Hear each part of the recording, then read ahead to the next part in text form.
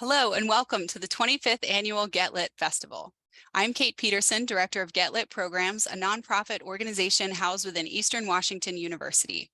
Our program is responsible for Get Lit, Washington State's longest-running annual literary festival, which hosts readings, writing workshops, craft classes, panel discussions, and much more, all free or at low cost. This year, we're excited to be hosting in-person events taking place this Thursday, April 20th, through Sunday, April 23rd, in many venues across downtown Spokane. And of course, we're very happy to be back with you in this virtual space as well. You can find a full schedule of in-person and virtual events, along with information about all of our festival authors by visiting our website, getlitfestival.org. Now I'd like to introduce Get Lit's Assistant Coordinator, Liz Graves, who will tell us about today's event. Hi, everyone. Thank you for being here. We're excited to present today's reading and conversation, The Mind, the Body, the Writer, How Mental and Physical Health Affect the Writing Life, with Nicole Zelniker, Matthew Spaur, and Willa Schneberg. Whether they are working directly with patients, helping friends and family members manage chronic illness, or navigating the complexities of their own mental and physical health, each of today's writers will show us how these experiences have changed their writing lives.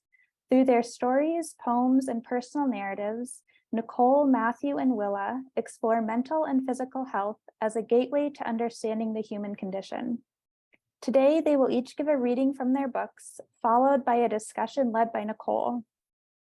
Now, I'd like to pass it back to Kate, who will introduce today's first reader and our moderator, Nicole. Thanks, Liz. Nicole Zelniker is the author of several books, including Until We Fall, which was a finalist for the Forward Indie Awards in LGBTQ+ adult fiction. Her forthcoming book, From Where We Are, comes out with Signum University Press in April 2024. She's also the founder and editor-in-chief of the literary magazine Knee Brace Press, a lit mag featuring work about chronic illness, disability, mental health, and neurodivergence. In her free time, Nicole enjoys rereading her favorite books, listening to musicals, and bothering her cat. Please welcome Nicole.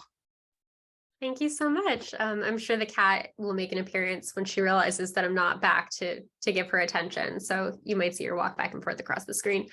I'll read from Until We Fall a little bit. So this is a dystopia that takes place in the not so distant future. I'll hold this up higher so y'all can actually see it. Takes place in the not so distant future. It follows a young girl, Isla, and her kind of found family as they navigate living in this kind of dystopian world. So it deals with things like PTSD, anxiety, and then physical disabilities that the characters deal with as they kind of journey across the US in their effort to escape everything that's happening. So I'm going to read a little bit from the beginning of chapter 3.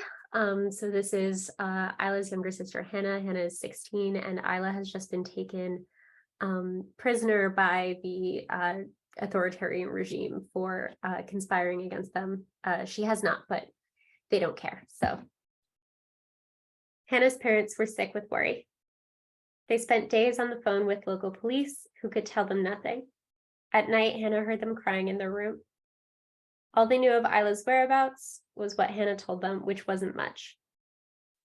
The Saturday after Isla was taken, Hannah went down to the police station, but they turned her away. She kept going back. The next day, after school on Monday, and on Tuesday. On Wednesday, she met a sympathetic officer, Dex Sherman, named after the president, and he told her Isla wasn't there. Where is she? Dex looked to the side of Hannah's face, his desk, anywhere that wasn't her eyes. There's a prison in Evanston for traitors to the state, he said. Excuse me, what? The prisoner, Isla, is accused of aiding and abetting terrorists. Hannah blinked. Isla abating terrorism? The thought was, at best, laughable. She glared at Sherman until he finally met her eyes. Where in Evanston? She asked. Every fresh breeze, every bird call, every rustle of the leaves, it all set Hannah on edge. She didn't even know if she was allowed to be there at the prison her sister resided in, but she figured it was better to ask forgiveness than permission, at least in this case. The prison itself was surrounded by guards, and around the guards, barbed wire. The windows were all barred, and there were hardly and there were hardly windows besides. They were narrow and slanted, letting in just enough oxygen to prevent the people inside from suffocating on stale air. What had Isla done? Hannah couldn't figure that out. If Isla had joined a group of rebels, Hannah surely would have known. But if she hadn't, how had she ended up in this high-security government prison? Did the officer lie to her? A twig snapped. Hannah whirled around, but it was only a squirrel already dashing away. She glared at it. "You're not Militum," she grumbled. "No, but I am." Hannah startled. Before her stood a man in a navy uniform, his pale face cloaked in a neatly trimmed raven black beard. She hadn't heard him approach. "Sorry, I was lost." "Dex called," the man interrupted. "He told me you were coming." "Hannah, right?" Her blood ran cold. "Are you going to arrest me?" The man shook his head. "Come with me," he said. Hannah didn't move. "Do I have a choice?" she asked. The man shrugged. "You always have a choice," he said, "just not if you want to free your sister." So I will stop there. Thank you, Nicole. That was great. Our next reader is Matthew Spaur. Matthew is the author of Making a Small Fortune, a memoir set in Spokane that chronicles his life caring for family members battling seizures, addiction, and the rare disease porphyria. For more than 20 years, he has published fiction, nonfiction, and journalism. His work has appeared in literary magazines and anthologies, including the Wisconsin Review, Willow Springs, Heliotrope, and others. He was also the publisher of the Local Planet Weekly, an award-winning weekly newspaper in Spokane. Spaur and his teams have earned awards and nominations from the Society of Professional Journalists, AWP, and more. He earned his MFA in writing from Eastern Washington University and an MBA from the University of Nevada, Reno. Please welcome Matthew. Thank you, Liz. Thank you, Nicole. That was great. As Liz said, my memoir deals with my family's experience with the rare disease porphyria. I wrote this actually a long time ago and finally decided to publish it, in part because I wanted to increase discussion of the experience of rare disease. Along the way, I've learned that more Americans have a rare disease than have coronary artery disease. That's a huge number.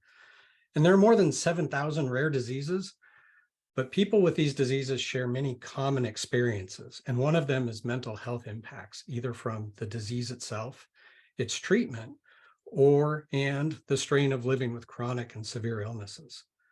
So my memoir gives the caregiver's view, not the patient's view.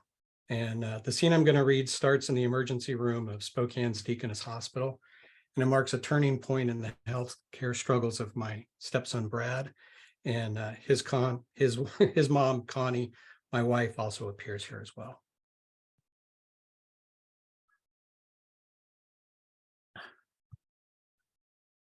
When his gurney rolled back in through the double doors, Brad clearly felt better. His seizure had abated and he looked comfortable. By now, our private little room held another patient, so the orderly parked Brad in an open examination area. 3 or 4 gurneys could have idled there side by side, but we were the only one. Connie leaned over and stroked Brad's hair back from his forehead. "How are you feeling?" "Okay," Brad said calmly. He smiled a little smile and Connie brightened. He turned his head up and away, like he was trying to look back over his shoulder while lying down. He smiled again and almost giggled. "What?" Connie asked with a half chuckle. "There are people laughing back there," Brad gestured with his chin towards the wall behind him. "Is there a comedy club back there?" Connie and I looked at each other. There was no laughter in the emergency room that night. Neither of us knew what to make of this. "No, honey, you're at the hospital." "It sounds like people are laughing." "Do you think they're laughing at you?" I asked. I wondered if the Ativan had somehow made him paranoid. "It just sounds like they're having a good time. Can I go back there?" "No, Brad, you need to stay here for now." "Oh, okay." He was content to lie on the gurney and listen to the laughter. We tried to get the attention of our doctor. It wasn't easy, given the number of patients. As we waited, Brad continued to smile and look back towards the wall. After a while, he said he wanted to sit up. Then, with his design sense, he somehow managed to transform his hospital smock into a cute little tunic. The doctor returned and said the scans were normal. She couldn't think of any other explanation for his seizure at this time. We explained that Brad was now hearing things and didn't seem to understand that he was in the hospital. The doctor asked Brad some general orienting questions. What day is it? He didn't know. Where are you? He thought he was in a hotel. Who are these people? Connie and I were his staff, part of his entourage. This was Brad's aspiring celebrity side. He told the doctor that we were all waiting for a limousine to arrive to take him to another, better hotel. This one was all right, he said, not to hurt the kind lady's feelings, but he was going to a better one. Can I get up and walk around? He asked. Sure, but stay right here, the doctor said. You don't want to miss your limo. The doctor looked at me and Connie. We kept an eye on him so he didn't wander away. Brad sashayed around the ER in his tunic, absently inspecting some of the equipment. He peered past the entrance guards to see if his ride had arrived. We didn't know what was going on. The doctor doubted that the Ativan could make Brad hallucinate.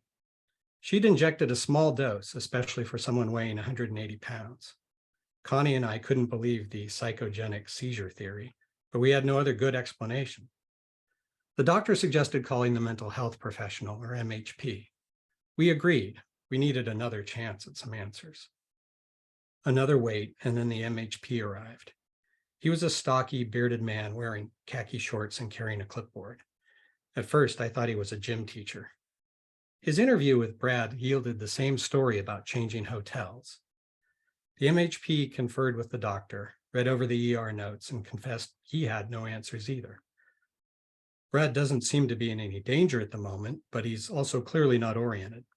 We could send him home with you if you think you can keep him under supervision, or we can admit him to the child psych ward at Sacred Heart. Connie had been on the adult psych ward at Sacred Heart during her depression in 94 and 95. She knew what it was like. She turned to me for a plan. You probably don't want to do this, I said, but I think you should go to the ward. You've been sick and I'm exhausted. We haven't eaten in 12 hours. We don't have an answer to his condition. Neither one of us can stay up with him all night, especially if he turns angry or hostile. And he could have another seizure, which means we'd be back at the hospital anyway. Connie reluctantly agreed. The staff called for an ambulance to transport Brad a few blocks east to Sacred Heart. He was happy to see his limo arrive. He climbed in on his own and laid down on the gurney. We followed the ambulance to Sacred Heart so Connie could complete his admission paperwork there. Connie and I arrived home past midnight, after more than 6 hours at 2 different hospitals. Henry the poodle sprang from the couch, yipping nervously after being left alone for so long. Connie made it to the dining table before she collapsed against me and let out a mournful, hollow sob. Henry jumped up on us, begging attention. I can't lose him, Matt. Oh God, what if he has schizophrenia or he's bipolar? I held her and stroked her hair. I didn't know any more than Connie what we'd do. It'll be okay. We'll handle whatever comes. People die of those things. We numbly brushed our teeth, undressed, and got back into bed. I dropped immediately into the dreamless sleep of fatigue. I think I'll stop there. Thanks so much, Matthew. So our final reader today, before the conversation begins, is Willa Schneberg. Willa is a poet, ceramic sculptor, interdisciplinary artist, essayist, curator, and licensed clinical social worker in private practice. Her new poetry collection, entitled The Naked Room, illuminates issues pertaining to mental health. She is the author of 5 prior collections, including In the Margins of the World, Storytelling in Cambodia, and The Books of Esther. Willa has received many honors, including the Oregon Book Award in Poetry and the Barbara Deming Memorial Fund Award.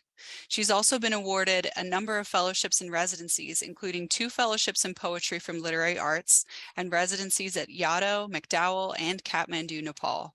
Her poetry has been translated into Hebrew, Arabic, Nepali, and Korean. Please welcome Willa. Wonderful to be at Get Lit again on this panel with Matthew and Nicole and Kate and Liz. The title of my new collection is The Naked Room. And if you could see this cover, it's actually canisters that hold the remains of people who were once at Oregon State Hospital. Now it is a memorial to those lives, and it is part of the Oregon State Hospital Museum. The naked room is the space a client can feel completely safe in to say whatever they need to say. You will notice that a number of the poems I'll be reading are persona poems. Writing in a voice other than one's own is a way of walking in someone else's shoes. The section titles all relate to psychological terms or treatment. The first poem, entitled Yellow Halo, is in the asylum section. Yellow Halo. The epigraph reads, Bloomingdale Asylum, New York, 1846. I plead and they answer crooked, especially Superintendent Pliny Earl. I birth curiosities so unique and wondrous that they belong in the Peel Museum, next to fossilized mastodon teeth and the prong-horned antelope. One at a time in my mind, I hold the marvel just so, until it emerges through a slit in my back that opens and closes and disappears when God whispers. Conical shells, nails, shank bones, horseshoes, passbooks from Nick Biddle's bank. Brass doorknobs slide out and wasps exit and circle above my head. They are my halo. Wear yellow jackets and are tender. Although free to roam, they choose to dwell in this cell with me and no longer habit their hate sting. Against the attendants, they are my shield, whose voices are thunder, fingers lightning bolts forged to strike my forceps marked face. The next poem is in the case history section, and it actually, I wanted to read this because of the health conditions that are being addressed. And this poem is actually about my uncle who had polio, and it's in the voice of my aunt. Iron lung. If he could stand up, he'd look like a spaceman in comics, his head sticking out a porthole. But my husband, who never spent a night not holding me, except when he was deployed, cannot. He's stricken. He puckers his lips to kiss me. I bend over. My lips barely graze his. I want to coat his face with wet kisses, not in front of the other wives or their men, each in his own metal tank. Dr. Saul's vaccine talk means nothing. Will the only man I ever loved be able to ravish me? When I give Sadie the robin's egg blue blanket with the frayed satin trim and her stuffed mohair deer, the crying stops. But during some visit so deep in myself, her fussing doesn't register. Everyone tries to comfort me. He will breathe on his own, but not. He'll walk again. I won't leave his side. Attendants pull me and the other bereft brides off our broken men. Nurses force us to walk back to our apartments with shiny appliances that give no comfort. I'm expecting. Sadie rubs my tummy and pleads, no baby, puppy. The next poem is in the straight jacket section, and there is a literal poem in the voice of a straight jacket, but that section is much more about confinement in general, ways we feel straitjacketed. This poem is entitled Skin. A Black woman loans me her skin. It doesn't fit like a body stocking or wet suit. It becomes mine, sepia and smooth. I notice a puncture on the left side of my torso. There is blood. My thumb fits in the slit and finds muscle. The Band-Aids are the wrong color and too small. I must do something. Smash the leg iron, shoot the master, cut down the lynching tree. Now the woman is in the hallway wearing her skin. She says, don't worry yourself. You got your own. Inked numbers, yellow star, always there. This wound is mine. And I'm going to end with Dream Session, which is in the 50-minute hour and section. And for those of you who have ever been in outpatient mental health treatment, you know, typically it's 50 minutes. In New York, though, it's 45 now. And this is sometimes the therapist dreams about the client. Dream session, client 1. The panes in my apartment are small, don't open. And there is a refrigerator with a cubby hole wide enough for the DSM and a spigot for tears. You find the matzah and the jar of peanut butter. Help yourself and say, you probably have another favorite client now.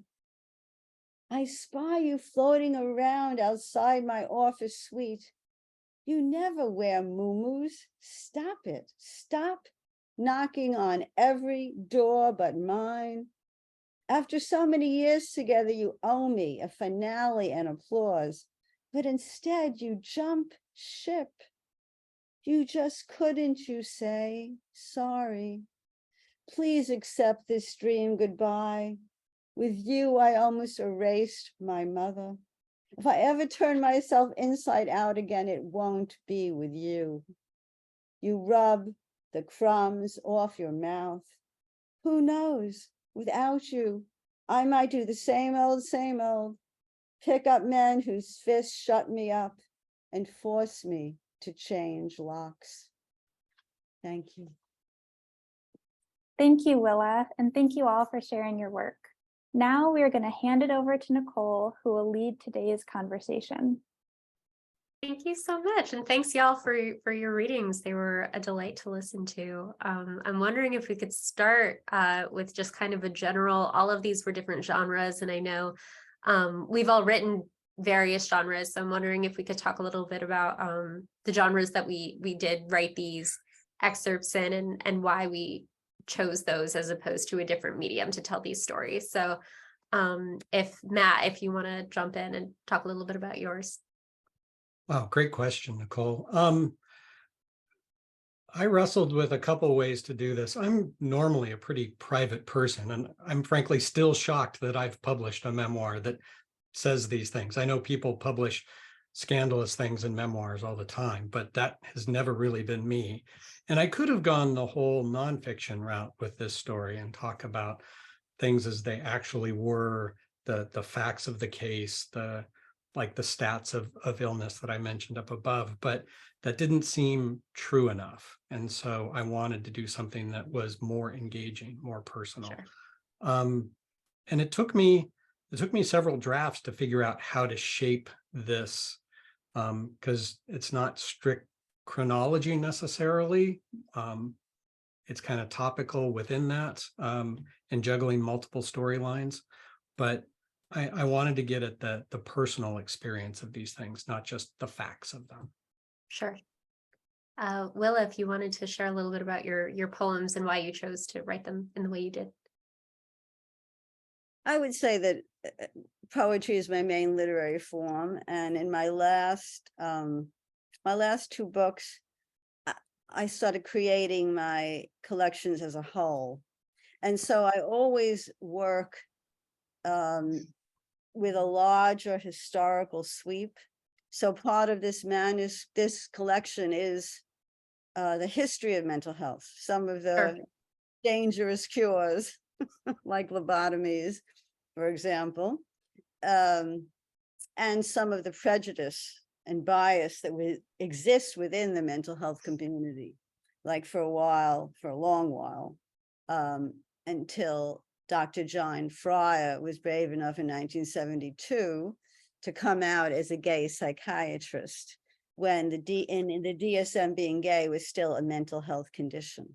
So part of this is writing not just about my own relationship as a therapist, and of course, because of confidentiality, things are composites and invented, and so I very much needed to think of it in this larger way, not just about the practice of one therapist, but about really kind of looking at the relationship, and also the relationship to creativity and mental health. I have some poems relating to Anne Sexton and one poem about her relationship with her psychologist, right? Maybe he was a psychiatrist, but whatever.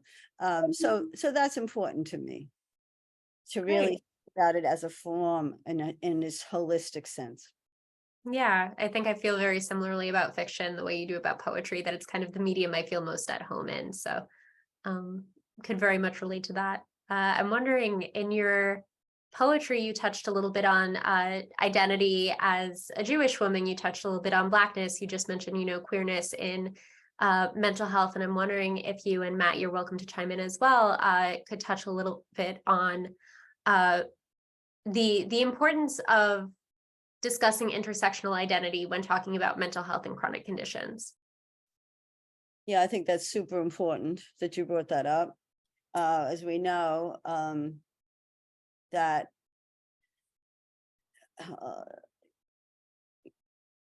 young people who identify, as other, is a higher relationship of mental health issues.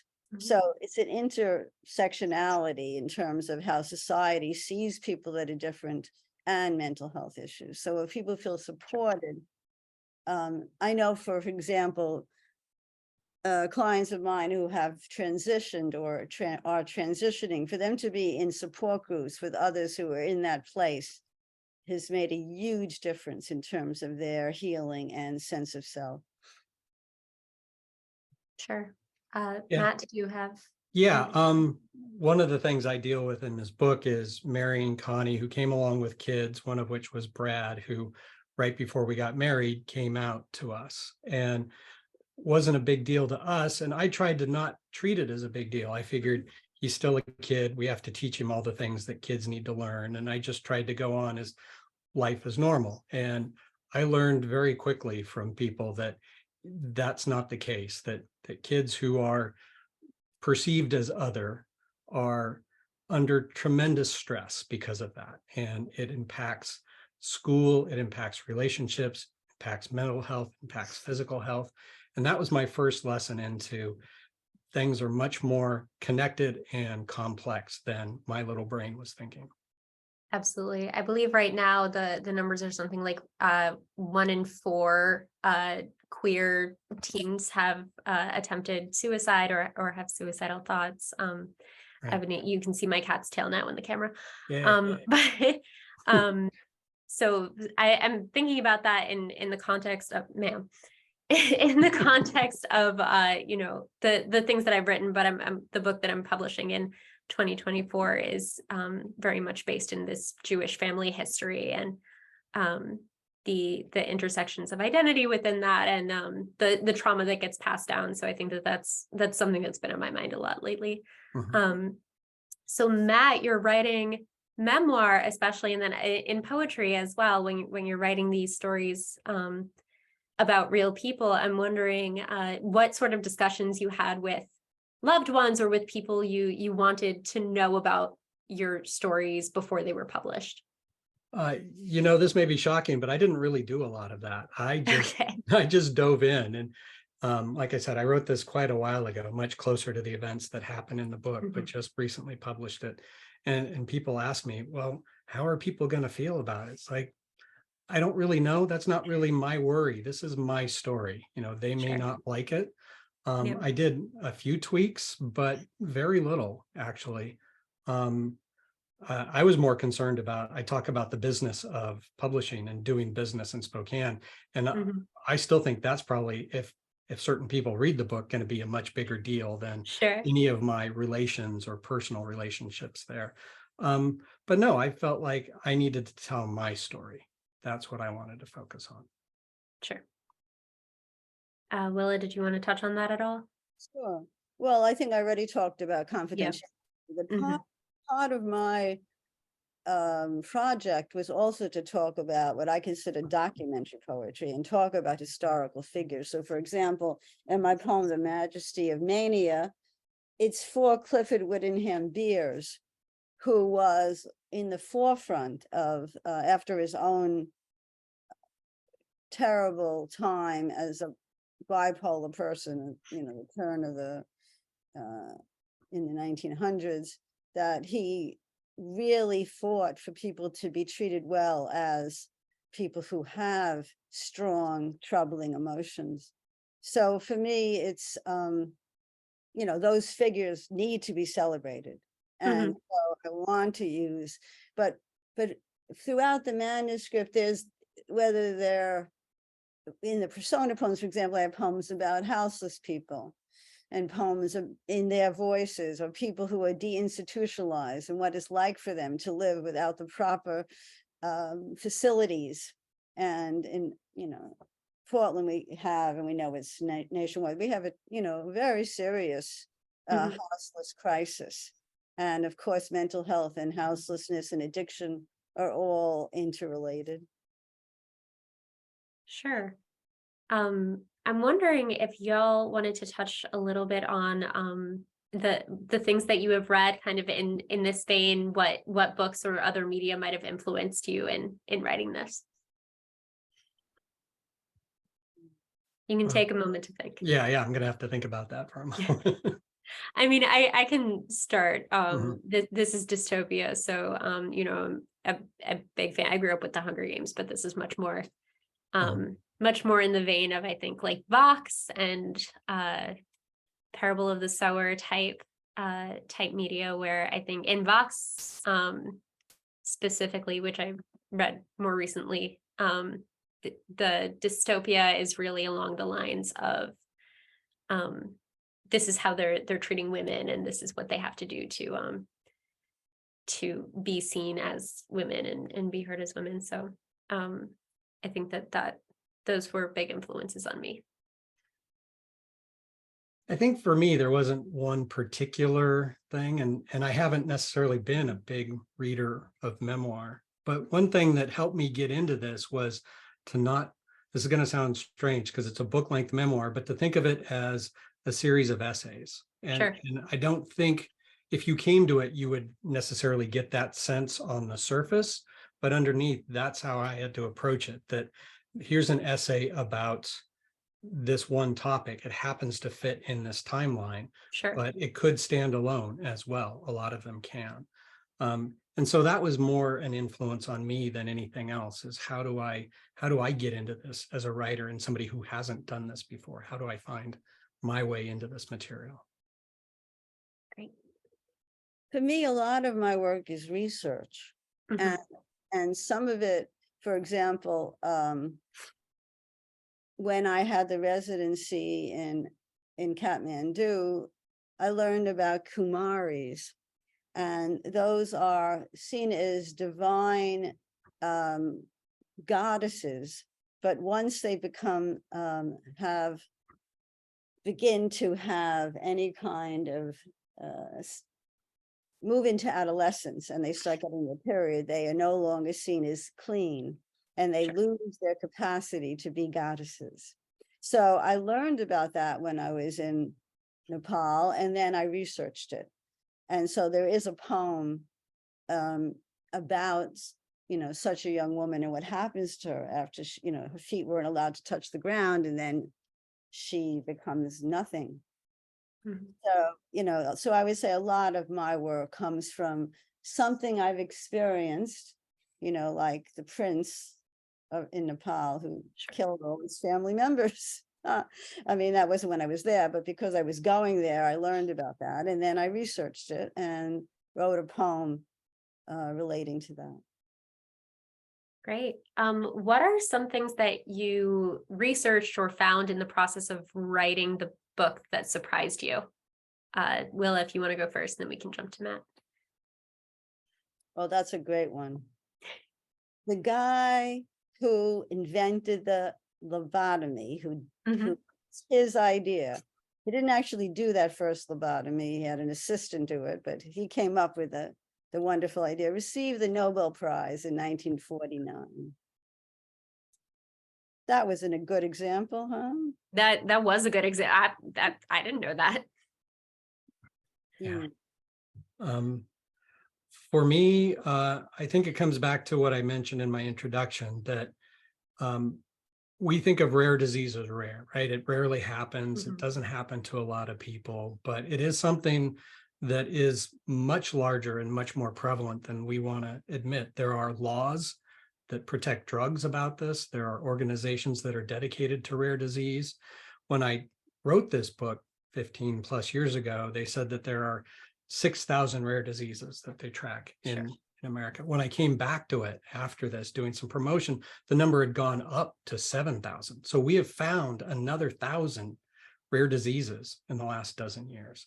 And I think that's only going to pick up, which means more people are going to go through this experience of, it's not uncommon for somebody with a rare disease to go 2 to 15 years without a diagnosis and suffering a lot of bad medication, bad advice, gaslighting, improper surgery, travel expenses, all of those things to try and figure it out. That's why I think it is something that it's much larger than we give it any credit for, and we need to talk about it more. Sure, absolutely. When I was diagnosed with Crohn's, which isn't a rare disease, but I had to push for a colonoscopy. They wouldn't do any diagnostic tests because they thought I had a history of mental health, and so they told me basically that it was all in my head, and so I had to really push for that, and I was able to diagnose myself only because my mom had the same thing, and so I knew about it. But that's definitely a very real and very scary reality, and then just getting that diagnosis can be such a relief. So right, and that in the scene I read, my son shows up at the emergency room having this seizure, and the best the doctor can say is it's psychogenic. It's all in his head, right? Yes. And that was only the first of several times that happens in the book, and it's amazing how often that comes up. Yeah, the idea also that something being in your head, something having to do with mental health instead of physical health, is less worth looking into. That even if it is a mental health diagnosis, that you still need that support and that care and that treatment. Right. That definitely struck me. I had a thought the other day thinking about this. People who have epilepsy, that's a health condition, right? But it's still in your head. Yeah. Why is that a health condition, but depression is a mental health issue, right? Anxiety is a mental health issue. Why isn't it all just a health issue? Well, as you know, until parity, they denied the number of sessions to make it equal between mental health and physical health. We were not allowed the same number of mental health sessions by insurance companies that physical health were allowed. And even now, if a person applies for disability, it's much, much easier. It's still super hard, and class issues, and often people have to get an attorney to get it, all this stuff, but it's much, much harder to get it for mental health issues than for physical health issues. Right. Absolutely. Great. What is something we just kind of touched a lot on this, so if you just want to refer back to the discussion we just had, but is there anything else that you would want someone to know about chronic conditions, mental health conditions that you can share with us and with the audience? Yeah, I've got a ton. So doctors are experts in what they do, but you're the expert in you. You know when something's wrong, right? Yes. So don't put up with it's all in your head, oh, there's nothing wrong or whatever. The best thing you can pray for is to find a specialist who is empathetic and tenacious, who are willing to go outside their little box to try and help you figure it out. And I'd also say, as much as you can, always take somebody with you to all of your appointments, because if you're at the appointment, odds are you're not at your best, right? You're not great physically, you're not great mentally or emotionally. You need somebody else there for support. Our system's way too complex to try and do it on your own. Sure. Yeah, and I totally agree. I think that I have the pleasure of people coming to me who choose to. It's voluntary, and they direct the work. They tell me what they want to address. They tell me what's important to them. And I hope, as I said, calling it the naked room, that it's a space that people can actually feel safe to say, no, well, you're not getting it. And this is really what I want you to understand, because it's a dialogue. It's not some hierarchical experience. We have an alliance. It just happens to be in that particular space. But if that alliance isn't there, there's no opportunity for someone to feel that they can really work on things that affect them most deeply. Yeah, absolutely. And yeah, I love that perspective just from a mental health care provider. I was in the emergency room with a Crohn's flare not that long ago, and when I finally got to see the doctor after 9.5 hours, he he asked me, he was like, well, this is a chronic condition, so what do you need? And I just kind of stared at him for a second, and I went, this is the first time I've had Crohn's now for 9 years. This is the first time that anyone has ever asked me that. So it's really important to have that perspective from providers. I think if I could share something, number one would be that community is really important when you're going through mental health, physical health, whatever it is, has made a big difference for me with various chronic conditions. And then the other thing is that it is okay to self-diagnose, and that a self-diagnosis is not any less valid than a doctor given diagnosis, and that I've frequently had to self-diagnose and then come to a doctor and say, I think this is what I have, and then have them help me with treatment. But what is something that I haven't asked yet that you want to touch on? I thought of one thing I wanted to share. In another corner of my life, I'm a narrator. I do audiobooks. And the one I recently did that's coming out next month happens to be another medical memoir from somebody else. And in it, the author mentions that his partner, who works a lot with the disabled community, whatever that is, said that people who have a recognized disability refer to people who don't as temps, as in, you're temporarily not disabled. Everybody is going to go through this eventually. And I think that's a good perspective for everybody to have, to be empathetic on a personal and on sort of a system level, that you may not be part of that today. That may not be your experience, but it likely will be at some point. Yeah, that's great. I heard something relatively recently along the lines of disability is the one marginalized community that people can just go into at any given time, right? Even if you don't have a disability before, it's not like other marginalized communities where it's something you're born with, something that is inherent to your identity pretty much your entire life. It's something that anyone can develop a disability. So it's a good perspective. Willa? Well, it made me think about diagnoses in general. Yeah. And that you know, I personally, really don't believe in diagnoses. I think that puts people like in a little box, and this is what you are, a cluster of symptoms rather than an individual. And so because some people have to use their insurance to afford to come to therapy at all, Sure. we join together on diagnosis. So I don't diagnose anyone. We diagnose together, and they decide what symptoms seem to fit close enough so they can use their insurance. Great. Yeah, I think that's a cool perspective. My perspective has been, for me personally, that diagnoses have been kind of a relief for me, and have been, have made me more able to seek out the help that I want. But I think it's good to have those various diagnoses, and I think to have the patient perspective is very important. What sort of projects are y'all working on now? Any books or? So I'm trying to clean up a climate science fiction book that I wrote when I was unemployed. So I'm getting near the end of that, and I haven't told anybody this. Like, nobody in my life, honestly, nobody in my life know this, but I'll tell you.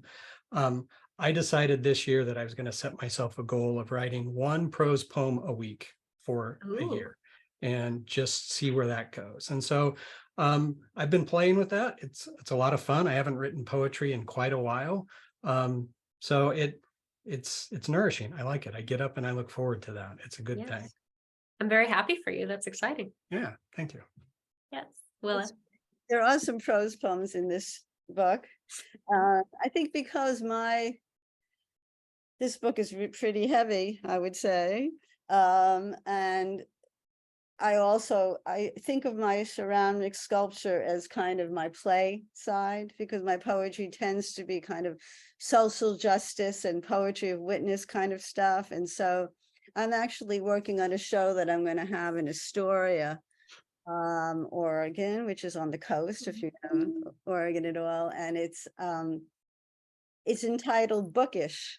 So it kind of relates to the book form. The sculptures relate to the book form, and photographs relate to how books look together. And I had a flood a number of years ago, and the books curled the pages. It was quite a disaster, but I turned that into some of these sculptures. And so right now, I'm in 2 poetry critique groups. I'm writing new poems, but I don't have a clear sense of the next project. Sure. The way I that's how I really create, and that hasn't happened yet, but Sure. it's really nice to have something to work as something lighter at the moment. Yeah, that sounds delightful. I'm glad you were able to turn that traumatic loss of books into art. I can talk a little bit about so I have that book coming out in 2024, and it's a series of interconnected stories that have to do with this one family that goes from the 1930s up until today. And then in 2025, I have my first contemporary YA coming out, which also touches a lot on mental health. The main character has anxiety, neurodivergence.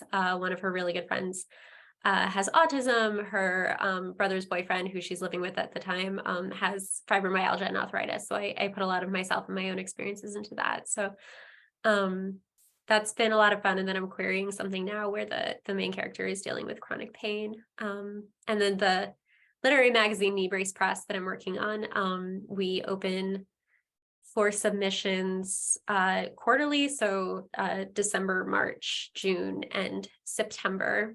And that's been a lot of fun. I've been reading a lot of other people's work about, mental health, chronic conditions, et cetera. And it's been really cool to be able to provide a platform for those sorts of voices in the same way that a lot of folks have done for me. So that's been a lot of fun.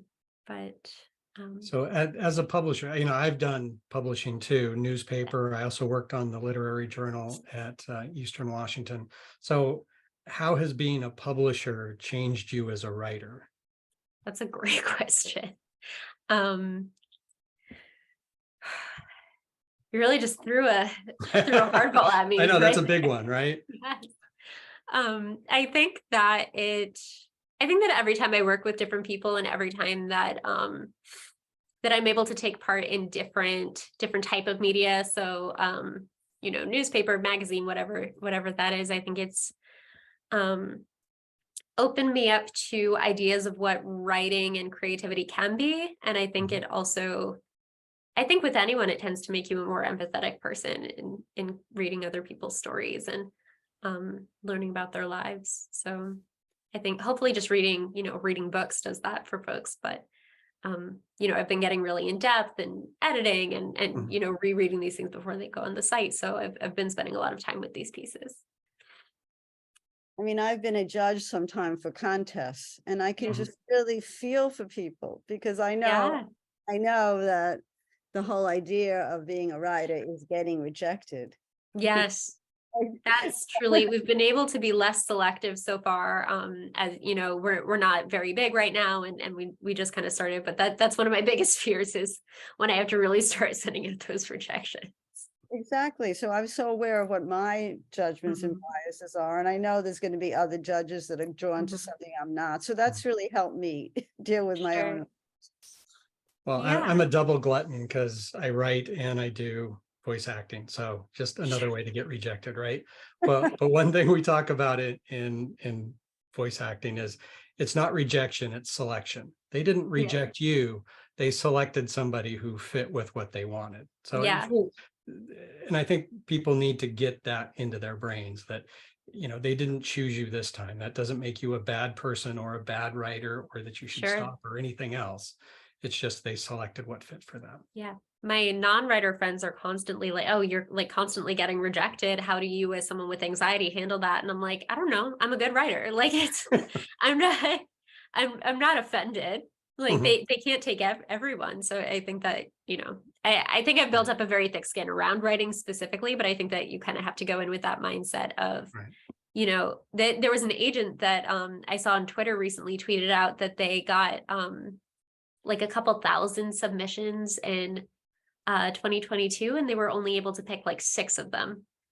So if you look at those numbers, it's really, you know, your writing could have been, you know, almost number 7, but they weren't able to take that. So when I was the fiction editor at Willow Springs, we read over 700 short stories a year, and we could publish maybe 6 or 7, right? So you had to be in the 1%.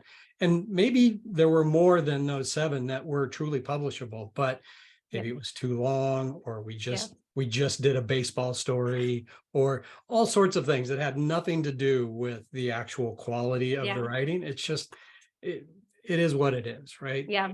I've gotten that exact rejection before. That's, you know, we just published something exactly like this. I'm like, just a little bit too late. So. Yeah, exactly. I know that I hold on to the positive personal rejections. So I think that can really help people too. That when, you know, an editor takes the time to do that, it's like, oh, I just feel it's almost like getting an acceptance, you know? Yes. That some of the nicest rejections I've got, I've, you know, posted on social media, and there are people that are like, oh, I'm so sorry you got rejected. I'm like, what do you mean you're sorry? Like, it takes me a second to be like, oh, this is right. Other people don't understand. Right. Exactly. And I think people may not know, and I don't know how it is for, you know, you two not writing poetry, but, you know, poetry is unbelievably competitive, and especially because there's, you know, there's so little money attached. Yes. And so subjective. Sending. So I think so much of it has to be a sense of resilience, and what you talked about, Nicole, believing in your own work. Yes. Your own work, and believing that it's, you know, you want it in the world. You want people opportunity to read it. It's not sufficient. Writing in that zone is, of course, why we do it at all, but to get it out there is also a part of truly being a writer in the world. For sure. I think also writing topics that are so important to me and that I know are meaningful to me, and that other folks have had really positive reactions to, I think is very helpful for me. Like I had this whole discussion with my therapist recently. I was like, oh, like, you know, I was at a writing event where I was speaking alongside like Matthew Quick, who wrote Silver Linings Playbook, and Wanda Morris, who's one of my favorite thriller authors, and Andavela Cardinal. I've just been seeing her books everywhere. And, you know, my therapist asked me, why do you deserve to be there? And then I started thinking about, you know, I was like, I don't know, like, I don't deserve to be there. And she's like, no, try again. So we started talking about, you know, the different themes of queerness and accessibility and intersectional identity that are present in my book. And that really helped me be like, okay, yeah, well, these are things that we need to talk about and that people need to hear. So I imagine it's similar with y'all. Well, one of the questions I have for everyone is, what's your experience of healing, or is there healing through the writing itself? I know for me, turning difficult material into art is a transcendent one. Yeah. Matt, if you want to. Oh, sure, I'll jump in there. I guess I won't give too much away, but at the end of my book, my wife does pass away from porphyria. And so writing this was part of dealing with the grief and the stress of all those years of trying to run a business and, you know, have a family and deal with all of this stuff. So it was tremendously helpful for me. I really think I would be, I'm not going to claim to be well-adjusted. I would be even less well-adjusted had I not had that experience of trying to make sense of all of that for me. Absolutely. Yeah. Definitely. I think especially when I'm writing things that are so close to me, the book that I published before this is called Letters I'll Never Send. And that's about a woman who, after spending time in inpatient, is kind of like figuring out how to get back to her life and just writing her mental health journey and everything that she goes through. And then more recently, I've been writing a lot more about chronic conditions and disability as that's become something that's so ingrained in my life, and writing these characters who deal with these same conditions. This one character in the book that I have coming out in 2025 who has arthritis and fibro. Every time, you know, I'd have a bad fibro day, I'd be like, okay, cool, I'm just going to go take it out on this character. And I think that's been very very cathartic and healing for me. Yeah, I think first you have to write for yourself, right? There has to be a reason to make you go to your desk and do it. And I think healing is definitely one of those things, right? That's one thing that I know I'm going to get this from this activity. And you can get it from other activities too, right? But that's where writers get it. And so absolutely, I think it's very valuable. Yeah, because I know for me, sometimes I'll have, you know, 7 clients in a row, and I'll feel like I've taken in all this suffering, you know, like it's in my body, you know, and joy too, and everything that matters to people. But sometimes it feels like, oh, okay, you know, that it's too much. I'm constantly like content warning my therapist. I'm like, this is something I'm about to talk about. And she's like, no, this is my job. Like I can keep myself safe, but it, you know, you guys are people too. So. Right, thank you.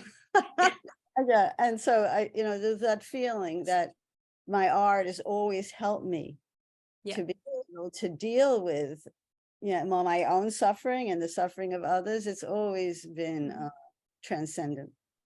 Sure. We have 2 minutes left of this conversation. So if there's anything else y'all wanted to add. I just want to underline something you said, Nicole, about community. I think that is always a huge experience for the people I know who are going through chronic conditions. And it can be hard to find community when you don't really know what your condition is. But I think just being vulnerable about whatever you're going through will help you find community. And often community is going to be wiser than any particular doctor's office. Willa, did you have anything you wanted to add? Well, I can say that, you know, clients of mine that are part of 12-step programs or support groups, it's huge. And the community they have and the friendships they've made, of course, are valid in a way that therapeutic hour is not. Sure. The cat tail is back. I'm sorry, y'all. But she likes to sit on the edge of my desk and look at the lizards in the window. But I think, yeah, that seems like a great place to finish. So thanks to Kate and Liz and everyone from Get Lit, and Artemis the cat for mostly keeping us not distracted. Just those 2 little moments. But thanks y'all. Thank you. Thank you. Yes, thank you. Thank you so much, Nicole, Matthew, and Willa, and thank you, Artemis, as well. Always love a good cat cameo. This was such a great conversation and such an important topic, one that, of course, really reverberates into so many different parts of our lives, just as people and, of course, as writers as well. So we're really grateful for all 3 of you for sharing your experiences and your advice with us today. Your advice on publishing was really helpful as well. I love that selected versus rejected. That I feel like I'm going to be thinking about that for a while. That was really great. So thank you for that. And thank you again, Nicole, for moderating the conversation. To everyone watching at home, I hope that you'll join us for more festival events, both in person and here on Zoom, including Nicole's in-person event in Spokane, which celebrates underrepresented writers in speculative fiction. I would also like to thank Get Lit's assistant coordinator, Liz Graves, for helping with this event and so many others. The festival would not be a festival at all without Liz, so make sure to thank her when you see her at an event this week. To find our full schedule and more information about all of our events and authors, including today's talented panelists, please visit our website, getlitfestival.org. Thank you again for joining us, everybody. Goodbye, everybody. Bye-bye. Bye.